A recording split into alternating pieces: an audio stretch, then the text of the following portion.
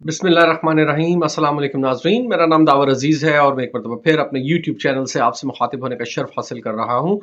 नाज़रीन, आज बात करेंगे सिर्फ एक टॉपिक पे। एक जनरल टॉपिक मैंने सेलेक्ट किया है और वो ये है कि इमरान खान साहब जो पीटीआई के अब सरप्रस्त कह लें आप, क्योंकि चेयरमैन तो वो नहीं रहे फ़िलहाल, उनकी सबसे बड़ी बदकिस्मती क्या है और उनकी सबसे बड़ी खुशकिस्मती क्या है? तो सिर्फ़ इसी एक मौज़ू पर एक छोटा वीलॉग कोशिश करूँगा कि आज करूँ, और बकाया दिन में कोई अगर और अहम कोई मामला सामने आता है तो उस पर भी वीलॉग कर लेंगे। तो इससे पहले मैं आपसे गुज़ारिश करूँगा कि आपने अगर अभी तक मेरा चैनल सब्सक्राइब नहीं किया तो ज़रूर कर लीजिए बराए मेहरबानी। और अगर आप मेरे तज्ज़िये से मुत्तफ़िक होते हैं तो वीडियोज़ लाइक भी कीजिए, शेयर भी कीजिए, बेल आइकन ज़रूर दबाइए ताकि आपको लेटेस्ट नोटिफ़िकेशन मिलता रहे मेरी वीडियो अपलोड होने का। और आपके कमेंट्स मेरे लिए बहुत अहम है, कमेंट ज़रूर किया कीजिए, उनमें बताया कीजिए कि मैं कहाँ पर गलत हूँ, कहाँ पर ठीक हूँ।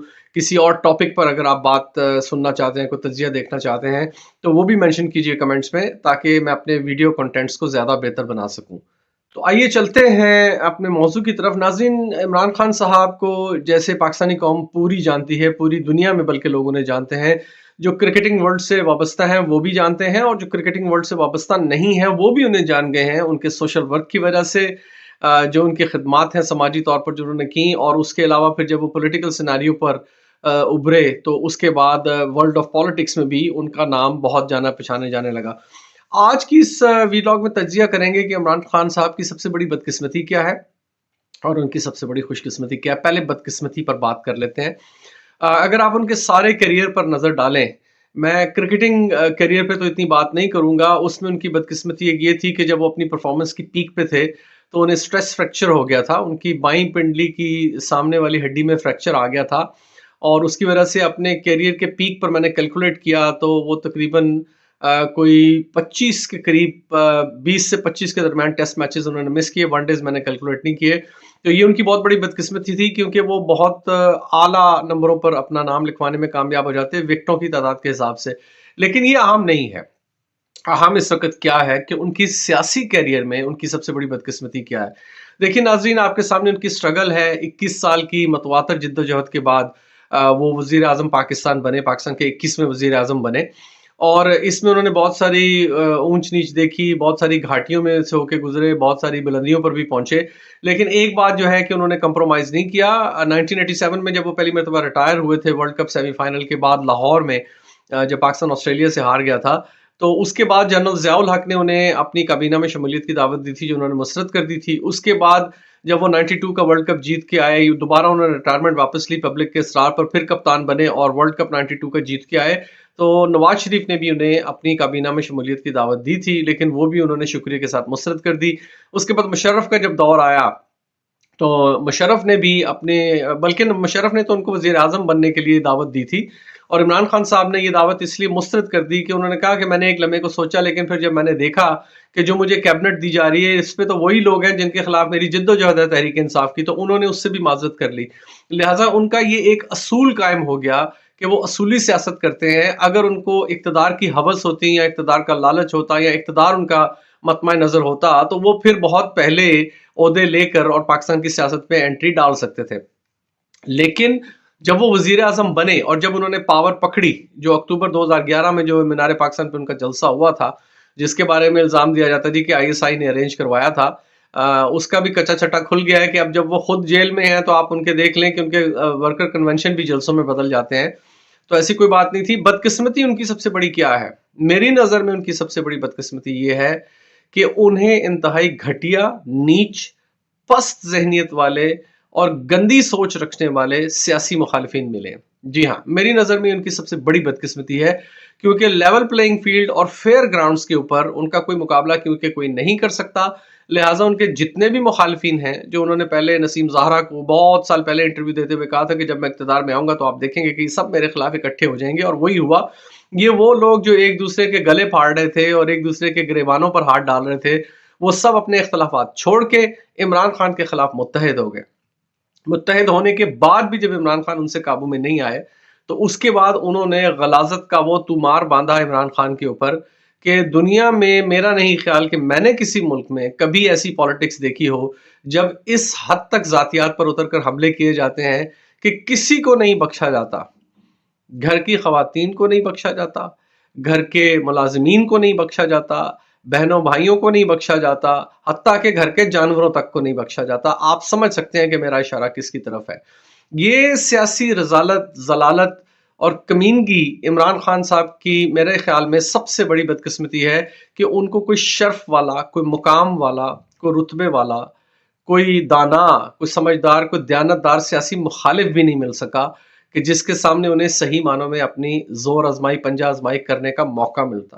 ان کے سامنے تمام سیاسی مسخرے، شعبدہ باز، لوٹ مار کرنے والے، پاکستان سے منی لانڈرنگ کرنے والے، پاکستان میں ملیں بنانے والے، جائیدادیں بنانے والے، پاکستان سے باہر منی لانڈرنگ کر کے جائیدادیں خریدنے والے، ذاتی رقیق حملے کرنے والے، جھوٹ کا تمار باندھنے والے، ذلیل قسم کی حرکات کرنے والے، عجیب و غریب قسم کے انتہائی گھٹیا الزامات اور لچر پن کا مظاہرہ کرنے والے، یہ تمام سیاسی مخالفین ان کو ملے۔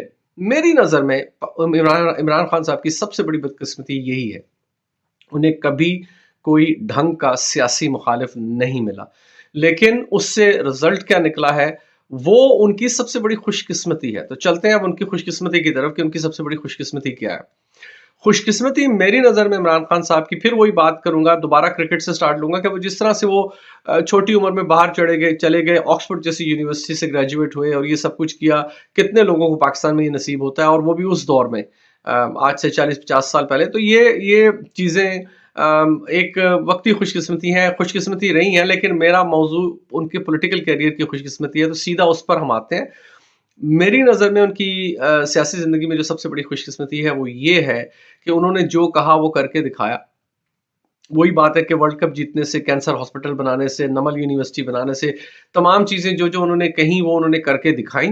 لوگ پہلے ناممکن کہتے رہے، انہوں نے اللہ کی مدد سے ممکن کر کے دکھایا، اور اس کے بعد سیاسی زندگی میں جب انہوں نے قدم رکھا تو یہ جتنے لوگ ان کے خلاف اکٹھے ہوئے، جتنے لوگوں نے ان کے خلاف باتیں کی، جتنے لوگوں نے جتنی ان کے خلاف عجیب و غریب رقیق قسم کے حملے کیے، اس کا رزلٹ یہ نکلا کہ پاکستان کی عوام نے یہ پہچان لیا کہ ہمارے ساتھ مخلص لیڈر کون ہے، ہمارا بھلا کون چاہتا ہے، ہماری فلاح و بہبود کے لیے کام کرنے کے لیے سیریس کون ہے، کام کر بھی کون رہا ہے، کس نے عوامی بہبود کے پروجیکٹ شروع کیے اور بڑے بڑے میگا شو کیس ٹائپ کے پروجیکٹس شروع نہیں کیے جس میں کمیشن اور کک بیکس کھائی جاتی، جس نے منی لانڈرنگ نہیں کی بلکہ الٹا پیسہ بیرون ملک سے تمام لیگل چینل سے اپنے ملک میں لے آیا، نہ جس کا ملک سے باہر کوئی اکاؤنٹ ہے، نہ کوئی جائیداد ہے، نہ کوئی اس قسم کا لین دین ہے، نہ کوئی ہیر پھیر ہے۔ اور پاکستانی عوام نے عمران خان کی 21 سالہ سیاسی جد و جہد کو اگر آپ صرف دیکھ لیں، باقی چیزوں کو تو آپ چھوڑ دیں، جو انہوں نے چیریٹی ورک کیے اور جو سوشل ورک کیے انہیں چھوڑ دیں، ایک طرف کر دیں، لیکن انہوں نے اپنی سیاسی زندگی میں بھی جس کردار کا مظاہرہ کیا ہے، پاکستان کی عوام انہیں سمجھ چکی ہے، انہیں جان چکی ہے کہ اگر کوئی ان کے ساتھ مخلص ہے، اگر کوئی پاکستان کے ساتھ مخلص ہے، تو وہ صرف ایک لیڈر ہے اس وقت پاکستان میں، اور وہ اس کا نام عمران خان ہے۔ یہ ان کی سب سے بڑی سیاسی خوش قسمتی ہے کہ عوام انہیں سمجھ گئی ہے، اور یہ صرف خوش قسمتی انہیں گھر بیٹھے حاصل نہیں ہوئی، اس کے لیے انہوں نے بہت تگ و دو کی، بہت محنت کی، بہت کام کیا، بہت ایفرٹس کی، انہوں نے بہت مشکل حالات سے گزرے لیکن ثابت قدم رہے، اللہ پر بھروسہ کیا، جمے رہے، اور جس طرح سے انہوں نے پاکستانی عوام کو خاص طور پر دین کی طرف رجوع لانے کی طرف بات کی ہے، ایاک نعبد و ایاک نستعین کہہ کے جس طرح سے وہ اپنی گفتگو کا آغاز کرتے ہیں، اور پھر اپنی گفتگو میں قرآن کے حوالے، سیرت النبی کے حوالے، علامہ اقبال کے اشعار کے حوالے اور دیگر حوالہ جات دے کے نوجوان نسل کا ذہن انہوں نے جس طرح سے مولڈ کیا ہے، اسلام پر اعتماد بڑھایا ہے۔ یاد رکھیے ناظرین، پاکستان میں لادینیت بہت پھیل رہی ہے، یہ الحاد جسے کہا جاتا ہے نا، یہ بہت پھیل رہا ہے، اور اس کے خلاف ایک بہت بڑا مؤثر بند باندھا ہے عمران خان صاحب نے اپنی تقریروں کے ذریعے سے۔ میں جب عام پبلک سے، نوجوانوں سے گفتگو کرتا ہوں تو مجھے اس بات کا اندازہ ہوتا ہے کہ وہ لوگ، وہ ذہن جو تشکیک کا شکار تھے، جو شک میں پڑ گئے تھے کہ ہمارا دین کیا ہے، ہمارا دین ہمیں کوئی فلاح و بہبود دیتا ہے نہیں دیتا، ہم کس طرف چلے جا رہے ہیں، تو وہ کچھ تشکیک کا شکار تھے۔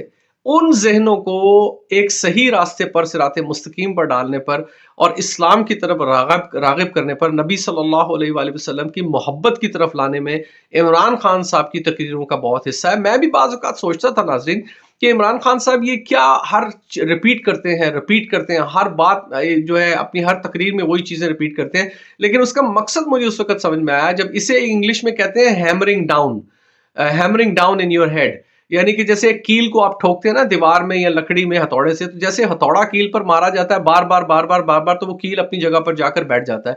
इमरान खान साहब ने हैमर डाउन किया है कि पाकिस्तान की और उसकी अवाम की बका सिर्फ और सिर्फ इस्लाम में है, रियासत मदीना में है।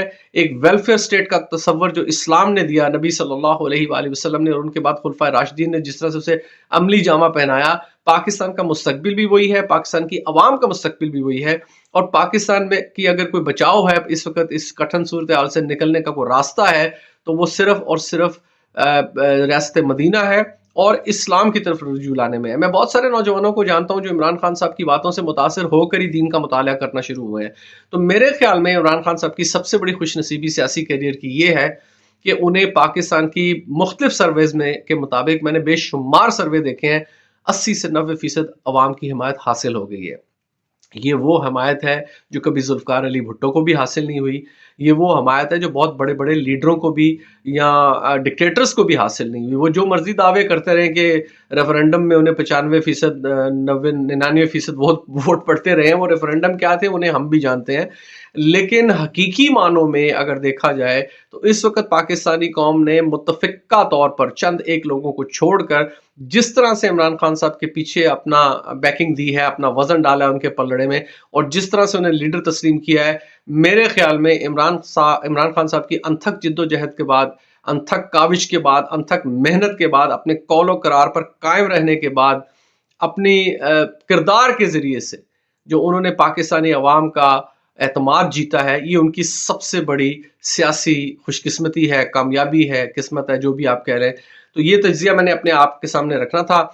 इलेक्शन होते हैं या नहीं उससे क़तई नज़र जो कुछ भी होगा, जब भी होंगे मुझे उम्मीद है कि ये 80-90% अवाम की बैकिंग जो उन्हें है दोबारा इक़्तिदार में लाएगी उन्हें इंशाअल्लाह। और उसके बाद 2 तिहाई नहीं बल्कि मैं जिस दिन उन्हें निकाला गया था ना नाज़रीन 10 अप्रैल 2022 को, आप मेरे फेसबुक पे मेरी वॉल पर मेरी पोस्ट दे सकते हैं कि अब इमरान खान वापस आएगा जब तो 2 तिहाई नहीं बल्कि 3/4 अक्सरियत लेके आएगा।